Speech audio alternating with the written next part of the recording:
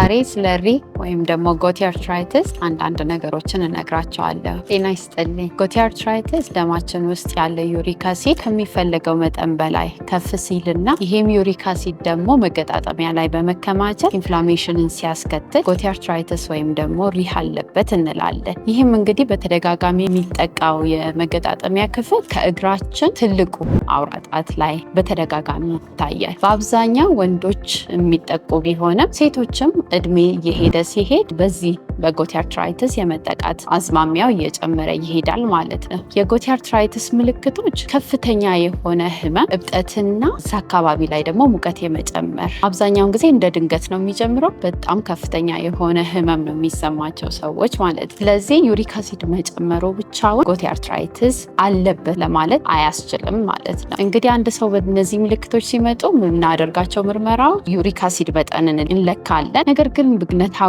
መባባስ በሚኖርበት ጊዜ ዩሪክ አሲድ መጠን ኖርማል ሊሆን ይችላል። አልትራሳውንድ ሌላው ምርመራ ነው። ግፋ ሲል ደግሞ ኤክስሬይ ራጅ አስነስተን ለውጦች ካሉ አጥንት ላይ እንደዛ በማድረግ በሽታው መኖሩን አለመኖሩን እርግጠኛ እንሆናለን ማለት። ህክምናዎቹ እንግዲህ ለሁለት ከፍለን እናያለን። አንደኛ ብግነታዊ መባባስ በሚኖርበት ጊዜ ህመምን የመቆጣጠር እንደ ማስታገሻ የምንለው ማለት ነው፣ እሱን እንሰጣለን። በቀጣይነት ደግሞ ዩሪክ አሲድን የመቀነስ ህክምናን እንሰጣለን ማለት ነው። ስለዚህ ማስታገሻ ወይም ደግሞ ህመም ማስታገሻን በመውሰድ ብቻ ጎቲ አርትራይተስ ማከም አይቻልም ማለት ይቻላል። በተደጋጋሚ ደግሞ ጎንዮሽ ጉዳቶችም እንደዚህ እየመጡ ስለሚሄዱ ዩሪክ አሲድን የመቀነስ ህክምናን ማግኘት አስፈላጊ ይሆናል ማለት ነው። በተጨማሪም ደግሞ ተጓዳኝ ህመሞች ካሉ እንደ ስኳር፣ የኮሌስተሮል መዛባት፣ ግፊት እንደዚህ አይነት ነገሮች ካሉ አንድ ሰው ጎቲ አርትራይተስ ካለበት እነዚህን ህክምናዎችንም ማግኘት ይኖርበታል። አመሰግናለሁ።